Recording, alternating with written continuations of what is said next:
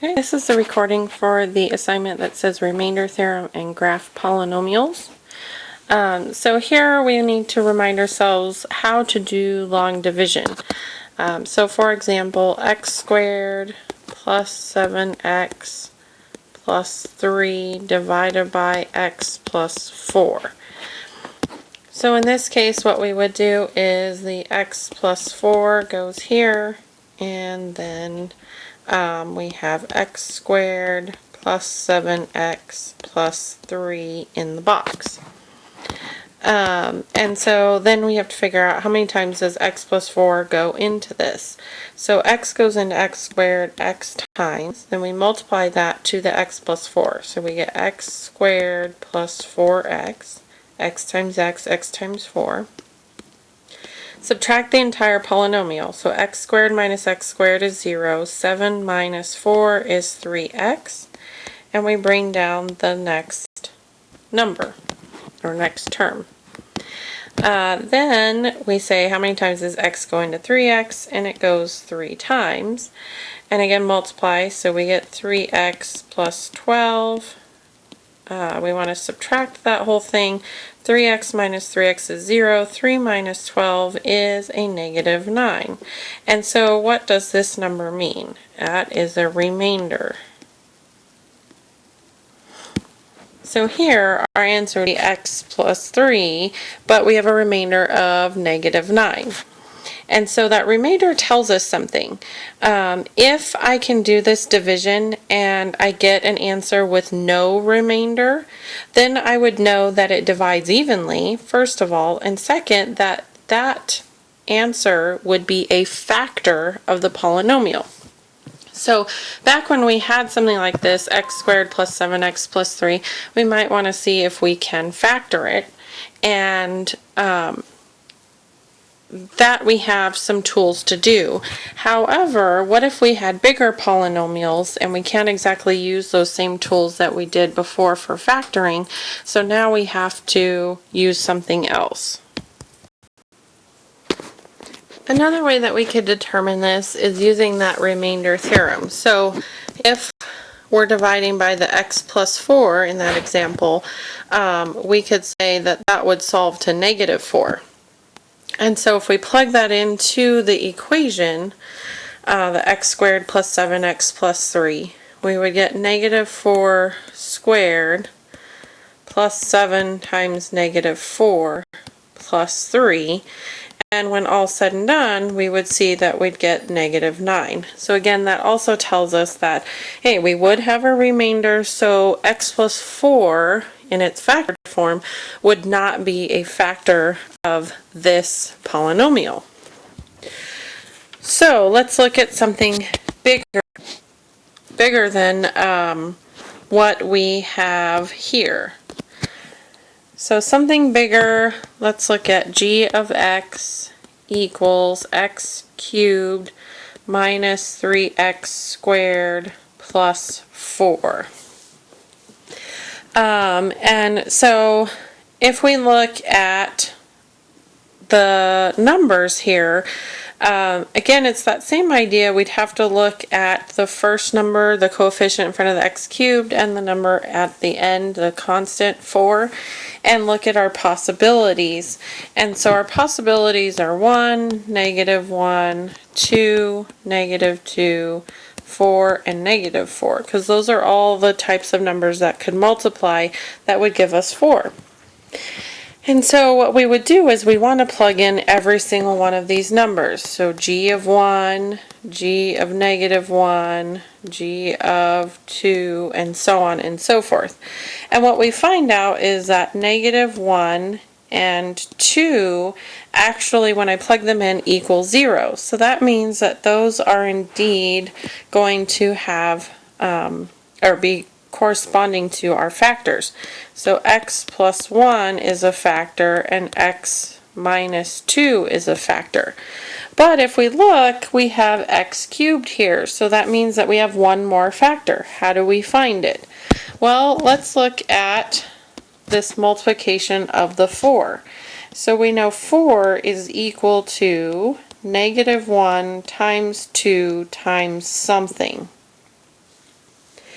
And so in order for us to get a positive 4 with -1 times 2 times something, the answer would have to be 2. And so therefore our third factor is a second x minus 2.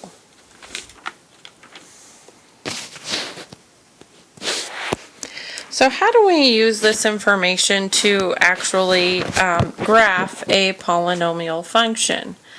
So for example, p of x equals x cubed minus 6x squared plus 11x minus 6. So the steps that we want to take to be able to factor a polynomial, first of all, is that we have to factor it, just like we did before.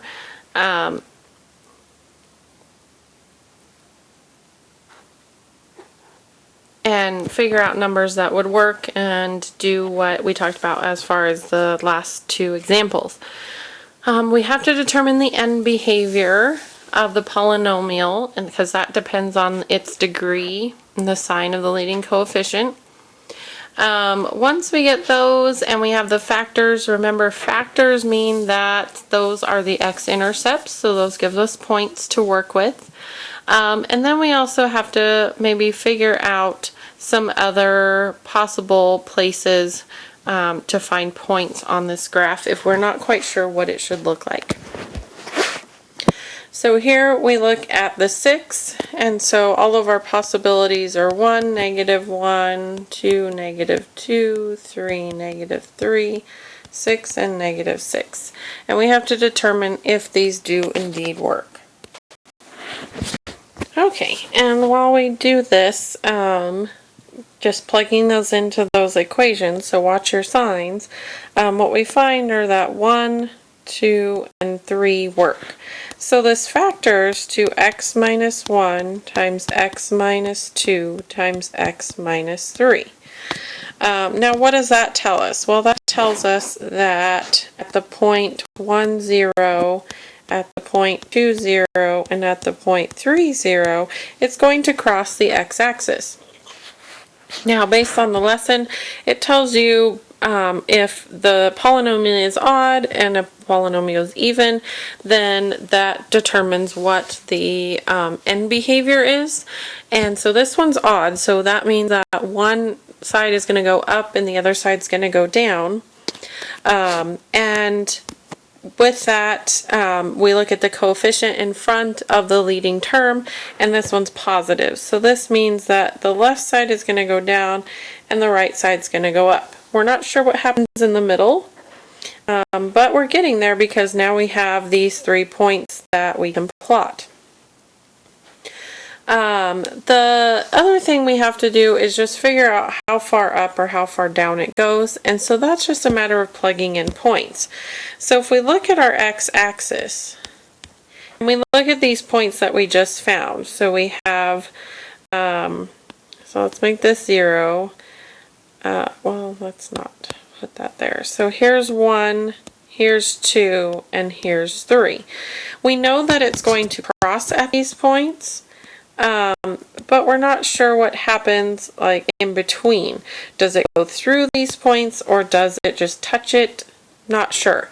But what we do know based on the end behavior is that this side is going to go down like this and this side's going to go up like this. So it's just in between that we're not quite sure. So what we can do is pick points that are in between these points that we have and see where the graph goes. So I could pick, 1.5 and see what that looks like, and I could pick 2.5 and see what that looks like. Alright, so once we plug those numbers in, probably have to write them down, and it's going to be decimals. But for 1.5, we get positive 0.375.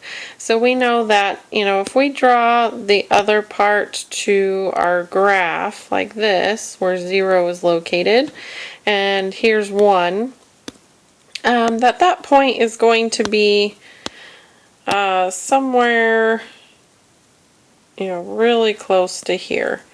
And then when we plug in 2.5, we get negative 0.375. So again, here is our -1 for reference. And so that point is going to be somewhere about here. So what does that mean for our graph? Well, it's going to look like this. So a couple extra points that we had to do, but we were able to get what this looks like.